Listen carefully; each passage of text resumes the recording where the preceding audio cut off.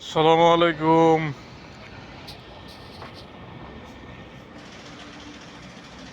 কি অবস্থা সবাই? কেমন আছেন? ভালো আছেন? দেখতে দেখতে আজ ফার্স্ট রমজান চলে গেল আমাদের থেকে।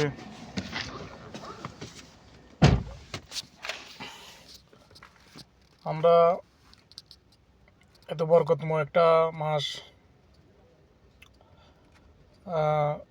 মধ্য দিয়ে যাইতেছি, এটার গুণ বলে কোনো শেষ করা যাবে না। তো আমি চাই সবাই ইবাদত বন্দিগির ভিতরে থাকেন। এখন যেহেতু রমজান চলতেছে, 12 মাসের ভিতরে একটাই মাস শ্রেষ্ঠ মাস। সবাই সৃষ্টিকর্তার ইবাদত বন্দিগি করেন, একে অপরের জন্য দোয়া করেন, দেশের জন্য দোয়া করেন, দেশের মানুষের জন্য দোয়া করেন। দেশের বর্তমান যে অবস্থা, এই অবস্থা থেকে দেশ যেন এগিয়ে দিতে পারে এবং শত মিথ্যা মামলা, মিথ্যা হয়রানি, যাদেরকে হয়রানিমূলকভাবে মানুষ ক্ষতি করার চিন্তাভাবনা করতেছে, তাদেরকে যেন আল্লাহ সঠিক বুঝদান করেন।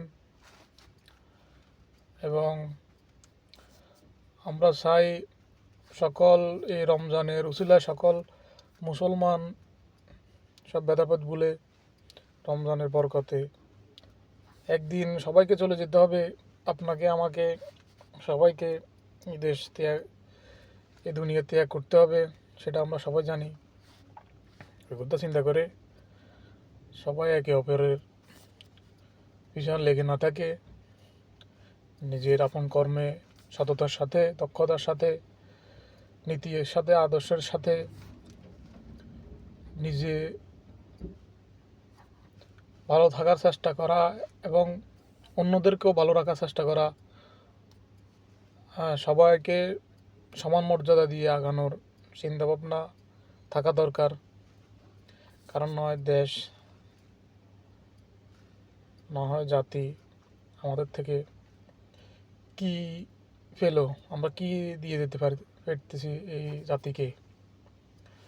শুধু নিজে ইনকাম করলে নিজে খাইলে হবে না, দেশের মানুষকেও চিন্তা করতে হবে। দেশের মানুষ কি সুখে আছে নাকি দুঃখে আছে? আপনি আজকে আপনার অবস্থা ভালো, সেই জায়গা থেকে আপনি একজন দুর্বলকে বা আপনি আপনি বিরোধী দলকে আপনি তাদের উপর অত্যাচার করবেন, আসলে এগুলা ভালো না। এগুলা কখনো ভালো কিছু বয়ে আনে না। এগুলো সবসময় আমাদের দেশের এবং জাতির জন্য ক্ষতির কারণ হয়। প্রতিহিংসা ভুলে যান, সবাই প্রতিহিংসা ভুলে যান। দেশ জাতি গঠনে সবাই এগিয়ে আসেন, একে অপরের বিরুদ্ধে না লাগিয়ে একে অপরের বন্ধু হয়ে যান।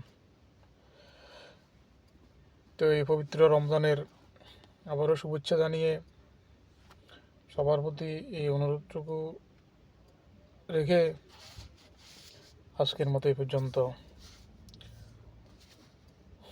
বিদায়। সবাই ভালো থাকিবেন।